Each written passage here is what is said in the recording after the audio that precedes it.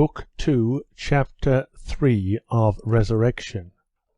From Kuzminsky, Nekhludoff went to the estate he had inherited from his aunts, the same where he first met Katusha. He meant to arrange about the land there in the way he had done in Kuzminsky. Besides this, he wished to find out all he could about Katusha and her baby, and when and how it had died.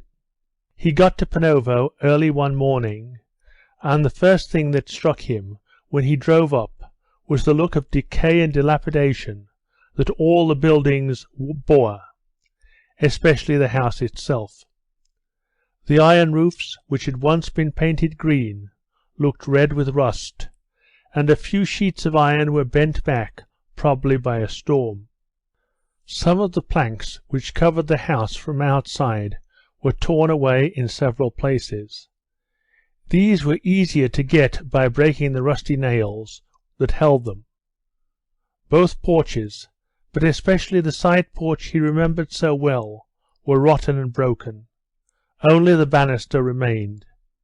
Some of the windows were boarded up, and the building in which the foreman lived, the kitchen, the stables, all were grey and decaying. Only the garden had not decayed, but had grown, and was in full bloom. From over the fence the cherry, apple, and plum trees looked like white clouds. The lilac bushes that formed the hedge were in full bloom, as they had been when, 14 years ago, Nekhludoff had played Gorelki with the 15-year-old Katusha, and had fallen and got his hand stung by the nettles behind one of those lilac bushes. The larch that his Aunt Sophia had planted near the house, which then was only a short stick, had grown into a tree, the trunk of which would have made a beam, and its branches were covered with soft yellow-green needles as with down. The river, now within its banks, rushed noisily over the mill dam. The meadow the other side of the river was dotted over by the peasants' mixed herds. The foreman, a student who had left the seminary without finishing the course, met Nekhludoff in the yard with a smile on his face, and still smiling, asked him to come into the office, and, as if promising something exceptionally good by this smile, he went behind a partition. For a moment some whispering was heard behind the partition. The izvozchik who had driven Nekhludoff from the station drove away after receiving a tip, and all was silent. Then a barefooted girl passed the window. She had on an embroidered peasant blouse, and long earrings in her ears. Then a man walked past, clattering with his nailed boots on the trodden path. Nekhludoff sat down by the little casement, and looked out into the garden and listened. A soft, fresh spring breeze, smelling of newly dug earth, streamed in through the window, playing with the hair on his damp forehead and the papers that lay on the window-sill, which was all cut about with a knife. Trap-a-troop, trap-a-troop, comes a sound from the river, as the women who were washing clothes there slapped them in regular measure with their wooden bats, and the sound spread over the glittering surface of the mill pond, while the rhythmical sound of the falling water came from the mill, and a frightened fly suddenly flew loudly buzzing past his ear.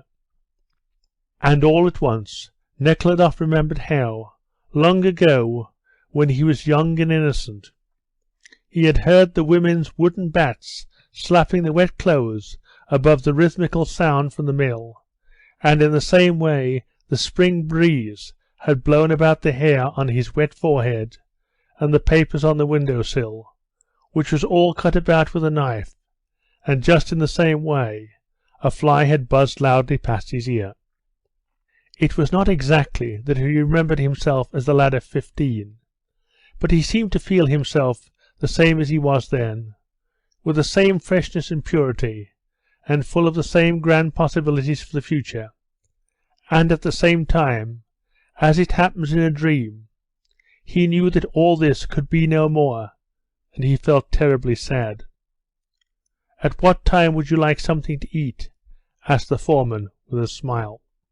When you like. I am not hungry. I shall go for a walk through the village. Would you not like to come into the house? Everything is in order there. Have the goodness to look in, if the outside... Not now, later on. Tell me, please, have you got a woman here called Matrona Karina? This was Katusha's aunt, the village midwife. Oh, yes. In the village she keeps a secret pothouse. I know she does, and I accuse her of it, and scold her. But as to taking her up, it would be a pity. An old woman, you know. She has grandchildren, said the foreman, continuing to smile in the same manner, partly wishing to be pleasant to the master, and partly because he was convinced that Nekhludoff understood all these matters just as well as he did himself. Where does she live? I shall go across and see her. At the end of the village, the further side, the third from the end. To the left there is a brick cottage, and her hut is beyond that. But I'd better see you there, the foreman said with a graceful smile. No thanks, I shall find it.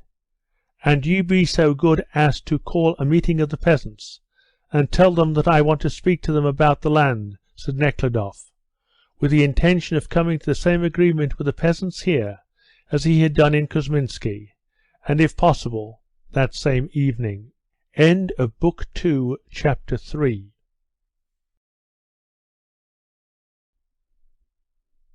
Book 2, Chapter 4 of Resurrection. When Nekhludoff came out of the gate, he met the girl with the long earrings on the well-trodden path that lay across the pasture ground, overgrown with dock and plantain leaves. She had a long, brightly coloured apron on, and was quickly swinging her left arm in front of herself as she stepped briskly with her fat, bare feet. With her right arm she was pressing a fowl to her stomach. The fowl, with red comb shaking, seemed perfectly calm. He only rolled up his eyes and stretched out and drew in one black leg, clawing the girl's apron. When the girl came nearer to the master, she began moving more slowly, and her run changed into a walk. When she came up to him, she stopped, and, after a backward jerk with her head, bowed to him, and only when he had passed did she recommence to run homeward with the cock. As he went down toward the well, he met an old woman, who had a coarse, dirty blouse on, carrying 2 pails full of water, that hung on a yoke across her bent back. The old woman carefully put down the pails and bowed, with the same backward jerk of her head. After passing the well, Nekhludoff entered the village. It was a bright, hot day, and oppressive, though only 10 o'clock. At intervals the sun was hidden by the gathering clouds. An unpleasant, sharp smell of manure filled the air in the street. It came from carts going up the hillside, but chiefly from the disturbed manure heaps in the yards of the huts, by the open gates of which Nekhludoff had to pass. The peasants, barefooted, their shirts and trousers soiled with manure, turned to look at the tall, stout gentleman with a glossy silk ribbon on his grey hat, who was walking up the village street, touching the ground every other step with a shiny, bright-knobbed walking-stick. The peasants returning from the fields at a trot and jotting in their empty carts took off their hats, and in their surprise followed with their eyes the extraordinary man who was walking up their street. The women came out of the gates or stood in the porches of their huts, pointing him out to each other and gazing at him as he passed. When Nekhludoff was passing the 4th gate, he was stopped by a cart that was coming out, its wheels creaking, loaded high with manure, which was pressed down and was covered with a mat to sit on. A 6-year-old boy, excited by the prospect of a drive, followed the cart. A young peasant, with shoes plaited out of bark on his feet, led the horse out of the yard. A long-legged colt jumped out of the gate, but seeing Nekhludoff, pressed close to the cart, and scraping its legs against the wheels, jumped forward, past its excited, gently neighing mother, as she was dragging the heavy load through the gateway. The next horse was led out by a barefooted old man, with protruding shoulder blades, in a dirty shirt and striped trousers. When the horses got out onto the hard road, strewn over with bits of dry, grey manure, the old man returned to the gate and bowed to Nekhludoff. "You are Our Lady's nephew, aren't you?" "Yes, I am their nephew." "You've kindly come to look us up, eh?" said the garrulous old man. "Yes, I have." "Well, how are you getting on?" "How do we get on? We get on very badly," the old man drawled, as if it gave him pleasure. "Why so badly?" Nekhludoff asked, stepping inside the gate.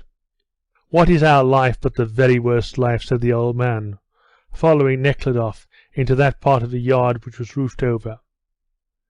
Nekhludoff stopped under the roof.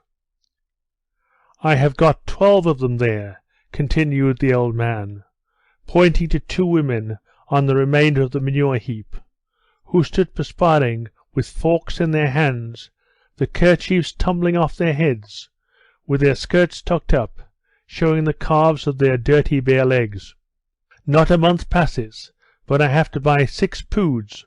A pood is 36 English pounds, of corn, and where's the money to come from? Have you not got enough corn of your own?" "My own?" repeated the old man, with a smile of contempt. "Why, I've only got land for 3, and last year we had not enough to last till Christmas." "What do you do then?" "What do we do? Why, I hire out as a labourer, and then I borrowed some money from your honour. We spent it all before Lent, and the tax is not paid yet." "And how much is the tax?" "Why, it's 17 roubles for my household. Oh Lord, such a life!